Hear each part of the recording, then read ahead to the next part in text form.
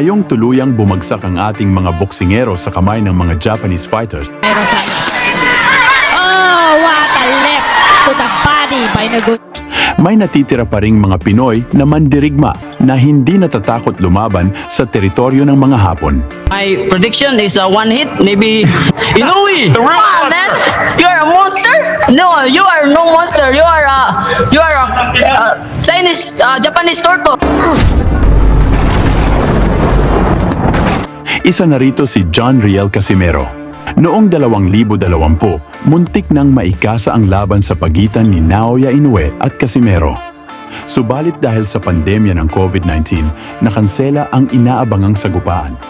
Sa halip, hinarap ni Casimero ang walang talong pambato ng Ghana na si Duke Maika at tinapos niya ang laban sa loob lamang ng 3 round. Mula sa Malakidlat, Sa laban na iyon, ipinakita ni Casimero ang kanyang tunay na lakas. Tila pinaghahandaan niya talaga si Inoue.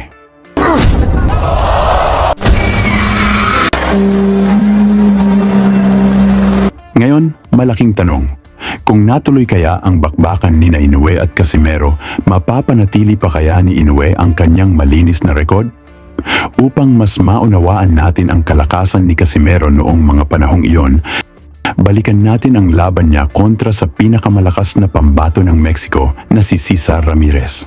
Kumpiyansa si Ramirez na matatalo niya si Casimero dahil galing siya sa 6 na magkakasunod na panalo, lahat ay natapos sa knockout. Ayon kay Ramirez, si Casimero raw ang susunod niyang magiging biktima at tatapusin daw niya ang laban sa loob lamang ng 3 round sa harap mismo ni Manny Pacquiao. What's your prediction?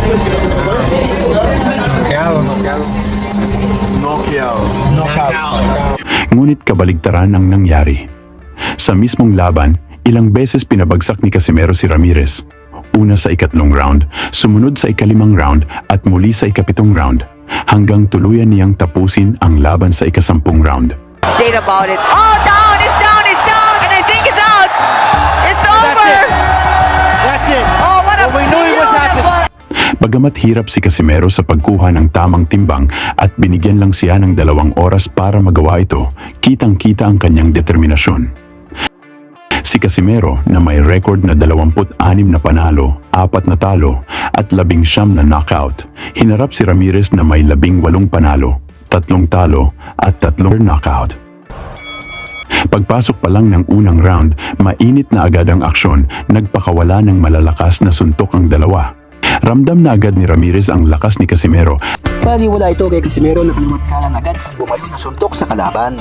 Yes. We're talking of Ramirez. And of course, Cuadro Alas, the Filipino trained along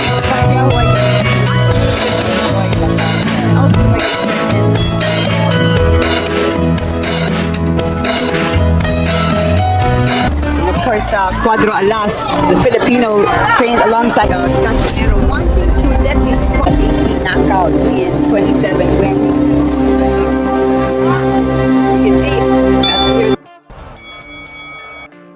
medyo kinakabahan na ang kampo ni Ramirez dahil kahit hirap si Casimero sa pagkukuha ng tamang timbang, mga solido pa rin ang mga pinakawalang suntok at tila ba hindi napapagod.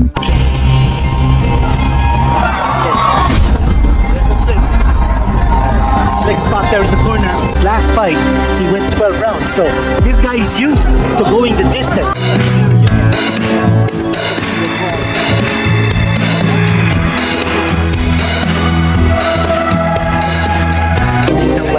Still missing. There's a slip. Casimero. This guy is used to going the distance. He's a survivor.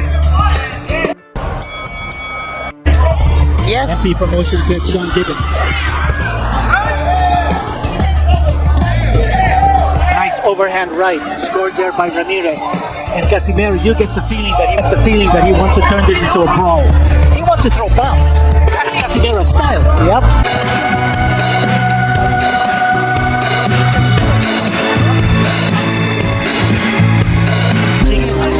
At pagsapit ng round 3, bumagsak si Ramirez matapos ang mabilis na counter-punch ni Casimero. Beautiful left hand. Nice counter there. Perfectly timed. And Ramirez is, counter there, perfectly timed. And Ramirez is, sometimes when you get hit in the certain spot, Bagamat nakabangon si Ramirez, patuloy ang pag-atake ni Casimero sa mga sumunod na rounds. sometimes when you get hit in a certain spot, you can't help yourself, you just go down as we saw. Putting him down in the canvas for the first knockdown. And Ramirez says, sometimes when you get hit in a certain spot, you can't help yourself, you just go down as we saw.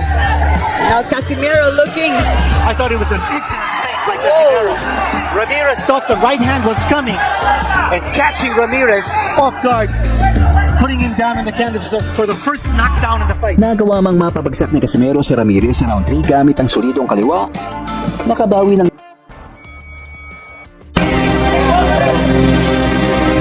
confident Casimero, but as you see,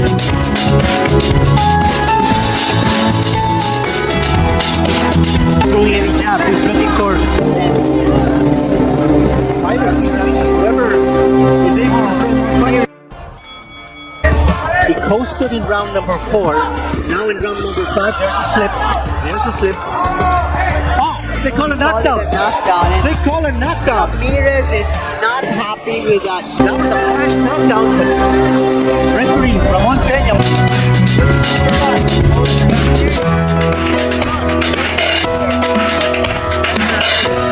Getting interesting, and yeah, he's gonna want to get back.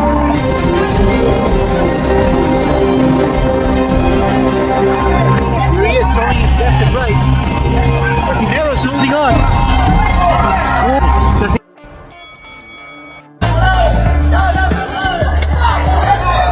There's a solid left from Casimero, tries to follow it up. Ramirez needs some distance. A nice shot to the body by Casimero that time. Crowd getting behind Casimero.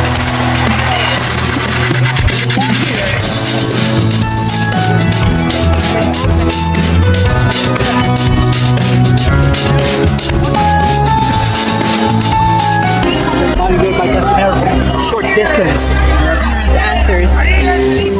Not much sting in his punch though. Oh, that was a big right from Ramirez. Oh, another right. Oh, Ramirez now pouring it on. That time Oh, he another right. Oh, Ramirez now pouring it on. Mexican corner getting really excited. Another strong right from the Mexican. Pouring it on, Canito, right here. big round here for Ramirez. That time Casimero throwing the right hand. Crowd loving the action. This fight is not going to go the distance. Casimero. Mas lumakas pa si Casimero kahit inaasahan ng kampo ni Ramirez na manghihina ito dahil sa paghihirap sa timbang. ito mag-uumpisa ng lumambot ang depensa ng dumayong Mexicano.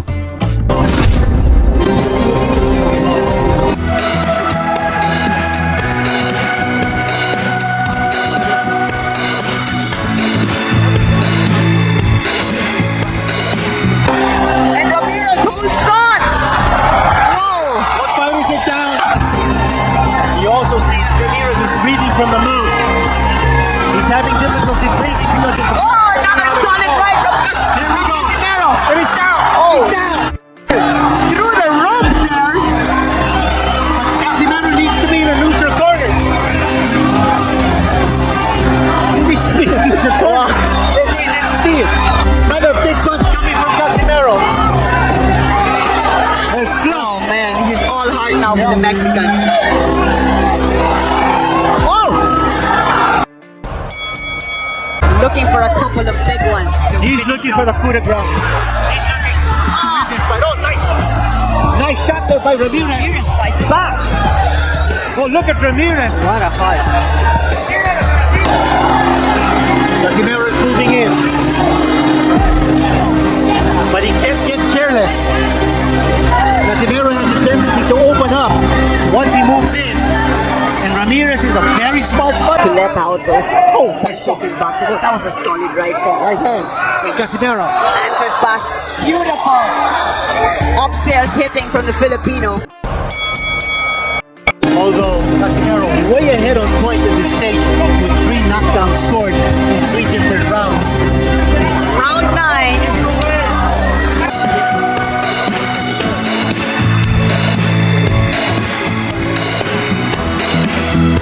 Casimero just hold on. That time he scored with a left hand. Scored with a nice left hand. Just like what happened. No warning. Strong body shot there from Casimero. And Sa ika-10 round, naging agresibo si Ramirez, pero isang solidong suntok mula kay Casimero ang tumapos sa laban.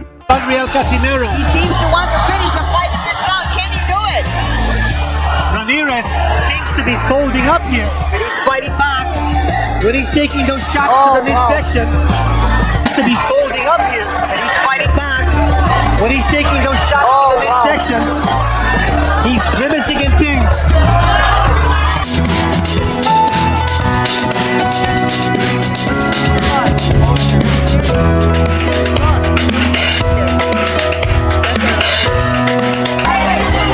Ramirez is not throwing too many punches now. He's fighting defensively. He's looking to survive. Cesar Ramirez. But still letting his hands go. Oh! Wobbly legs. He's ready to go. Casimero just itching to launch here. Looking for the opening. Ramirez has little left. For Casimero, one shot to the midsection. That's what he's looking for. A shot to the side of the body.